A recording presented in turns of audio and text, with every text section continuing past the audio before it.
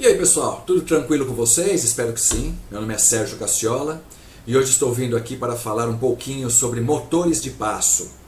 Hoje nós vamos estudar esse componente, que também é de grande utilidade na nossa eletrônica, e são motores de precisão, onde você consegue posicionar exatamente onde você quer seja um pouquinho, alguns graus, uma volta para frente, X voltas para trás, enfim. É um motor muito versátil para controle, é usado realmente para que você controle o funcionamento, o giro dele, tá ok? Então vamos ver um pouquinho sobre esse componente? Venham comigo! Ok, meus amigos, então vamos lá, vamos ver um pouquinho hoje sobre motores de passo. Vamos lá, o que é um motor de passo? Motor de passo é um tipo de motor elétrico com muita precisão de posicionamento. É utilizado quando precisamos posicionar algo específico em um local pré-determinado.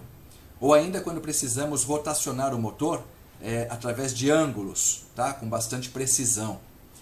Nesse tipo de motor, a rotação do balancete é controlada por uma série de campos eletromagnéticos que são ativados e desativados eletronicamente, através do teu circuito. Tá?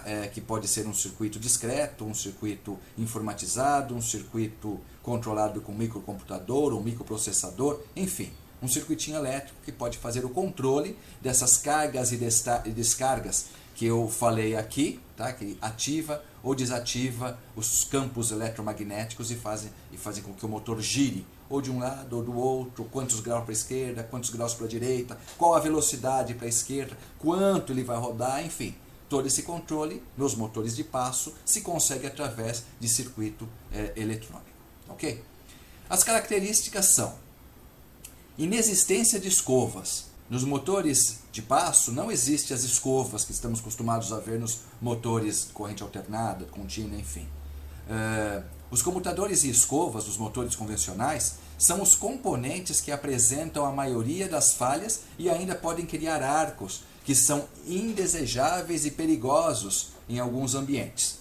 Tá, a existência das escovas é que pode gerar esse problema todo. Geralmente é o que desgasta primeiro, porque geralmente as escovinhas são de carvão em contato ali com o motor, elas vão gastando e o motor para quando ela termina. Você tem que ir lá, levar na oficina, fazer a substituição dessas escovas, enfim. Além dos arcovoltaicos que ela pode criar, e como estou dizendo aqui, são indesejáveis em nosso ambiente, em alguns ambientes, não é mesmo? Vamos em frente. Independente de carga, eles não dependem de carga para trabalhar. Tá? Eles giram com velocidade independente da carga, desde que a carga não exceda o torque do motor. Claro, se eu tenho um motor ali que é especificado para um torque de 1 kg, se eu jogar 2 kg, eu estou excedendo e isso vai dar problema. Se eu jogar 1,2 kg, bom, ele não vai estar trabalhando na região para a qual ele foi projetado para trabalhar.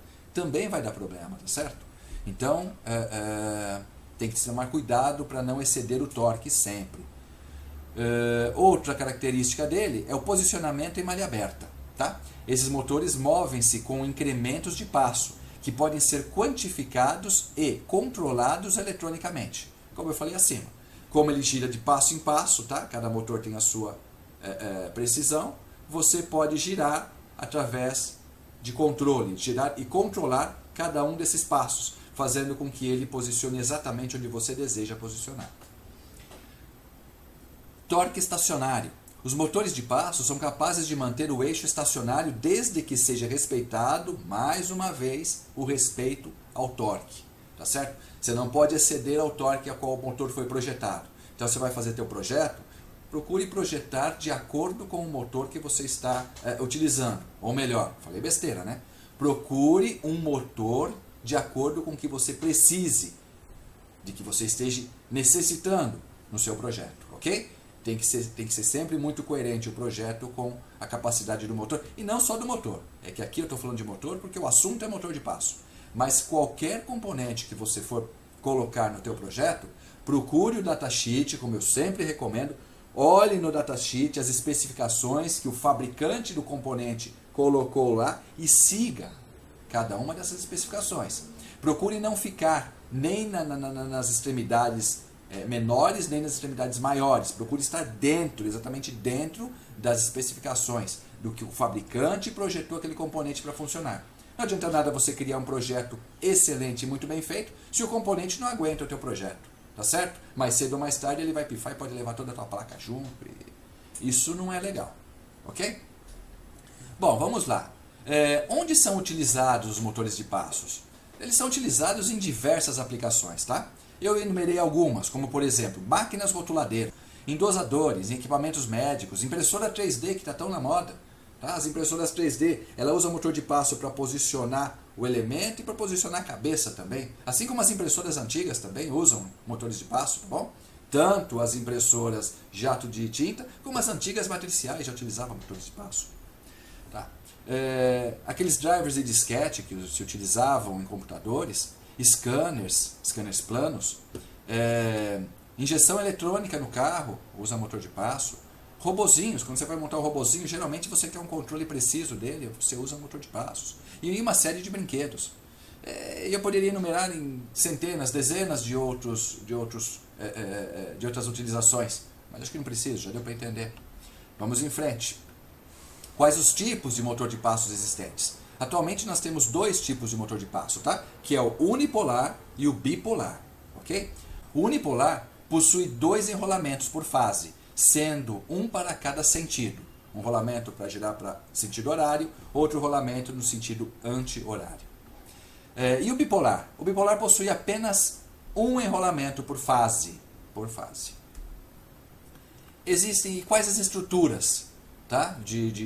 Dos motores de passo? Existem 3 estruturas hoje em dia. 3 tipos de estruturas de motor. O ímã permanente, que possui um ímã fixo no eixo do motor. A relutância variável, tá? Também chamada de relutância chaveada. Possui um motor com várias polaridades e estator com enrolamentos.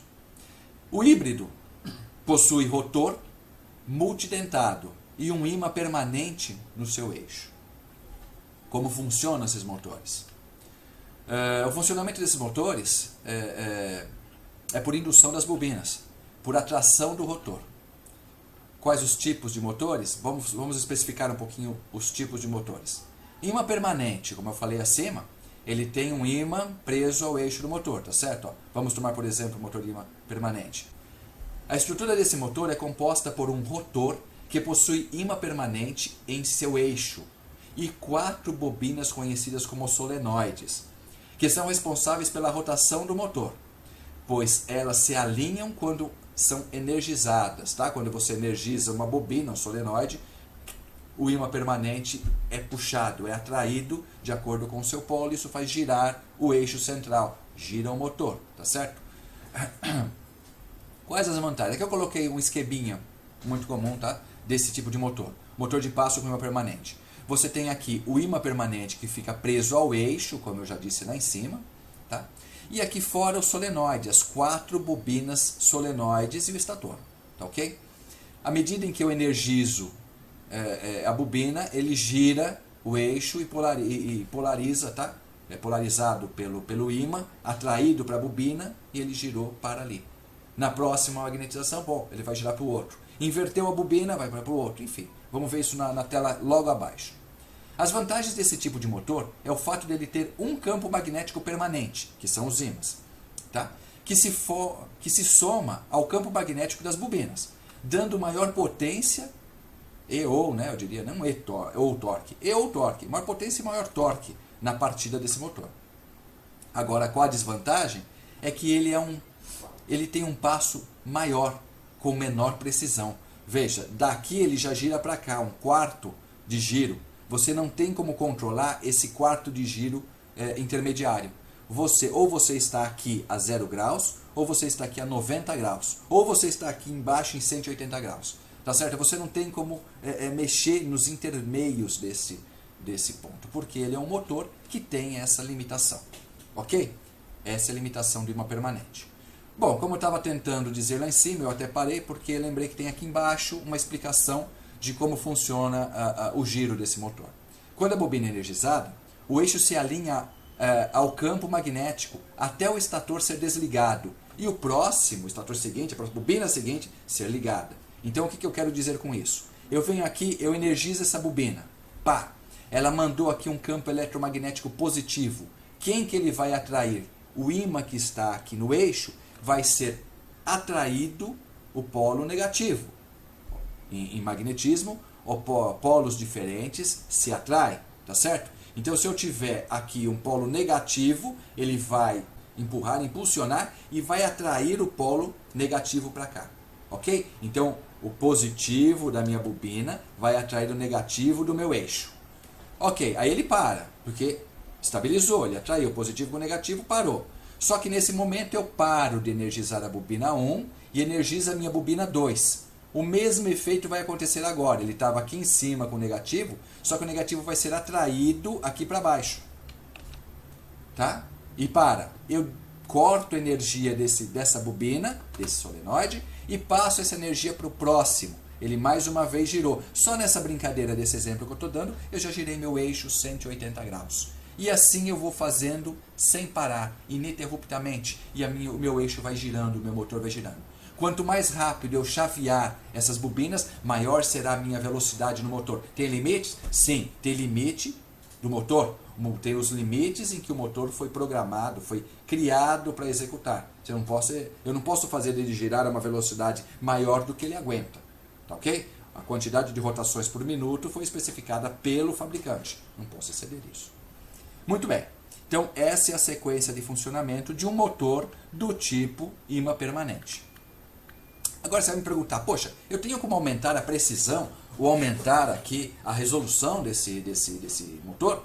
Tem. Existem 3 formas na realidade, eu desenhei 2 só, mas são 3 formas. A primeira, vou até ler aqui, a resolução desse tipo de motor pode ser aumentada induzindo-se mais polos no rotor ou aumentando o número de fases. Então vamos lá. Se eu quiser aumentar o número de polos, eu venho aqui no eixo e vou colocar mais ímãs nesse eixo, eu vou criar mais polos. Então, cada vez que eu energizar, ele vai mandar voltinhas menores no meu eixo, tá ok? E mantém o número de bobinas, percebe? Nesse caso aqui, eu atraí já a segunda bobina vermelha. Quando eu vier para cá, a minha vermelha representa meu polo norte.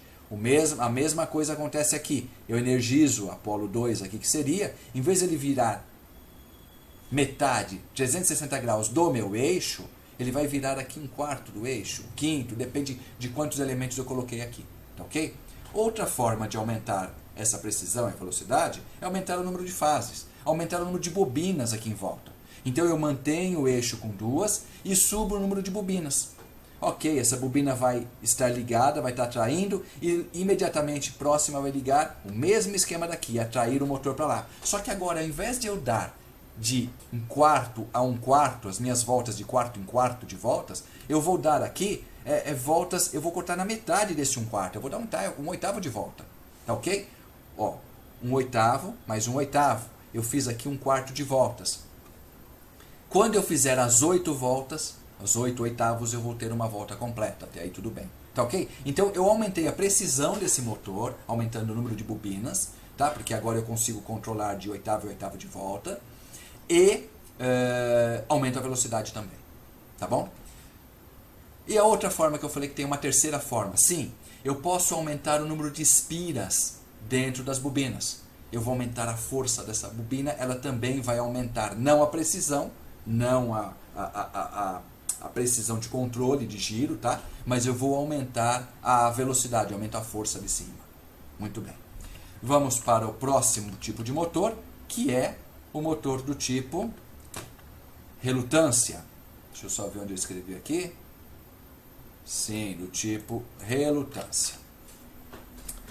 A relutância variável, esse motor também é chamado por muitas pessoas como relutância chaveada.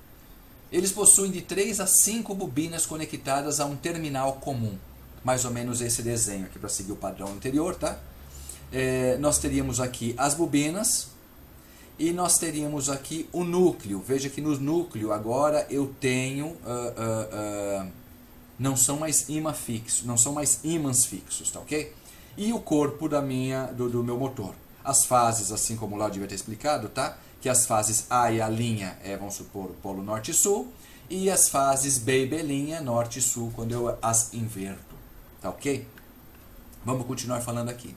O eixo do motor é feito de ferro, como eles chamam, ferro doce, e não contém um ímã fixo.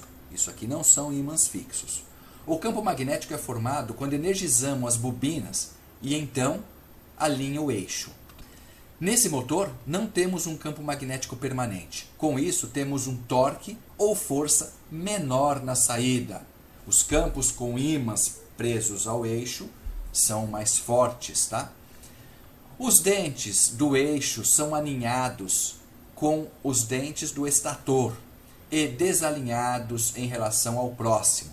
Quando eu alinho esse dente, eu estou desalinhando este, tá certo? Imagine que agora eu vou energizar a outra bobina, eu vou alinhar este próximo dente, ele vai ficar aqui no A, e este aqui vai ficar fora, tá? Desalinhado.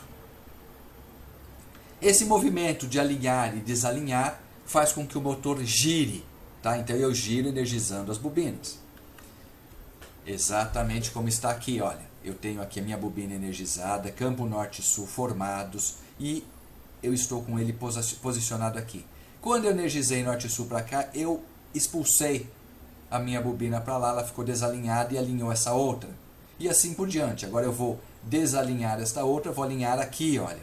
Agora eu vou alinhar aqui e assim o motor vai girando. A solução para você poder aumentar a velocidade e precisão desse motor são três também. Tá? Eu posso aumentar o número de dentes no rotor ou através do aumento do número de fases desse motor. Tá? Nada muito diferente do que falamos no de imã fixo. Tá? Nesse desenho eu aumentei o número de dentes, tá? Eu aumentei o número de dentes no rotor. Neste desenho eu aumentei o número de fases e neste desenho eu aumentei o número de rolamentos nas minhas bobinas, tá? Nas minhas fases. Ok? Muito bem, vamos partir para o motor que falta, que é o motor híbrido. Nesse tipo de motor temos uma mecânica mais sofisticada em relação aos de relutância variável com a potência do ímã permanente no eixo. Tá? O eixo dá maior torque e maior precisão nos passos, que varia entre 3,6 e 9 graus, contra 7,5 e 15 graus dos motores com ímã permanente. Tá, então, se você notar aqui, nós praticamente temos os motores de relutância, só que agora acrescentamos ímãs permanentes. Ficou um motor muito mais sofisticado, mais complicado e provavelmente mais caros. Ok? Então, o eixo do motor é construído com dois grupos de dentes. Um com polo sul, salientes, e outro com o polo norte, de modo que os dentes fiquem alternados, desalinhados e alternados, quer dizer, alinhados, mas alternados, um em relação ao outro, como eu mostro na figura aqui abaixo, tá vendo? Eu tenho aqui o polo norte e tenho aqui polo sul. Eu tenho os polos nortes, representado por vermelho, e o polo sul com azul. Veja, quando o norte está posicionado aqui embaixo, ele fica entre os polos sul, e o polo sul entre os polos norte. Tá ok? É mais ou menos como eu disse, ou melhor, exatamente como eu disse, eles ficam alternados. Sendo assim, de forma semelhante aos tipos anteriores, as bobinas devem ser energizadas em sequência para o eixo poder girar. Isso eu falei mostrando nos exemplos, mas não disse que tem que ser energizada sequencialmente, mas tem que ser. Está mais ou menos claro. Eu energizo este polo, eu energizo o outro. Cada vez que eu energizo um, eu desligo o outro. Aí eu desligo esse um para poder energizar o próximo. E assim eu vou fazendo com que o meu eixo gire buscando o polo magnético formado pela bobina energizada. Ok? Bom, essas são as formas de motores, tá? que eu descrevi lá, os 3 motores de passos encontrados no mercado. Agora, os motores têm polos, tá, ok? Sobre eles que iremos conversar agora. Tipos de polos. São 2 os tipos de polos encontrados nos motores de passo, os unipolares e os bipolares. Sobre motores unipolares, o que podemos dizer? Eles utilizam 2 enrolamentos por fase e costumam ter um contato em comum, resultando em 5, 6 ou conexões. 5 conexões externas você encontra nos motores onde a conexão comum é soldada diretamente, internamente. 6 conexões externas são encontradas nos modelos onde a conexão comum dos dois polos é separada. E 8 conexões internas nós encontramos nos motores onde os dois polos é separada, tá? Ou seja, onde a conexão em comum dos dois polos é separada e facilitam a ligação em série ou paralelo das bobinas. Os motores unipolares facilitam o projeto, por não necessitar de ligações reversa nos polos.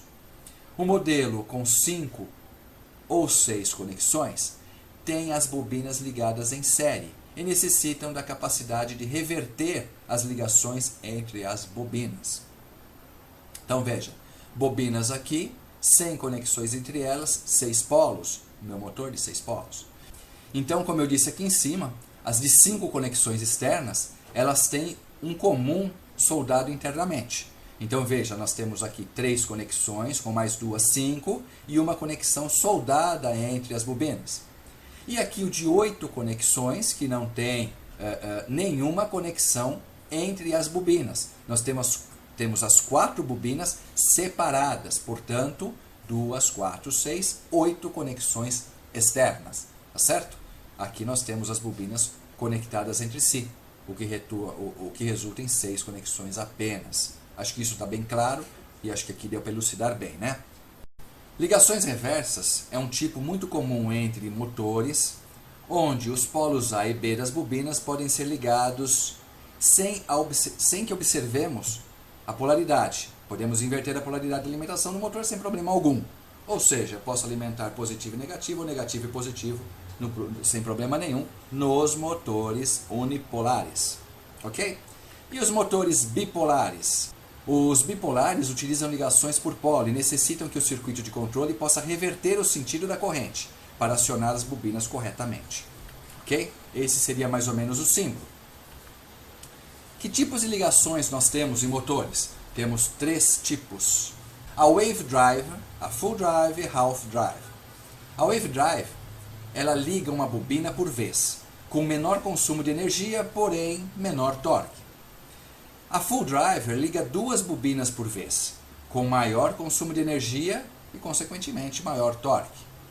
E a half driver, ele alterna a ligação de 1 e 2 bobinas por vez, dobrando a quantidade de passos necessários para fazer o motor girar 360 graus, porém é menos veloz. Muito bem, então acho que com isso eu acabei descrevendo todos os tipos de motores existentes hoje, os motores de passo existentes hoje, suas ligações, os tipos de polos, tá? Enfim, eu acho que com isso deu para se ter uma ideia do que são motores de passo. Não para continuar esse curso, mas para quem estiver interessado em motores de passo, eu vou estar em seguida soltando mais uma videoaula sobre motor de passo, onde eu vou controlar um motorzinho de passo através de um circuito eletrônico e um Arduino. Essa aula eu colocarei dentro das minhas aulas de Arduino, será meu segundo curso, ok? Que será controle de motores de passo, ok? Espero que vocês tenham gostado e venham comigo, vamos voltar ao computador. Muito bem, meus amigos, com isso encerramos mais uma videoaula e dessa vez nós conhecemos os motores de passo. São motores bastante interessantes, são cativantes de se trabalhar.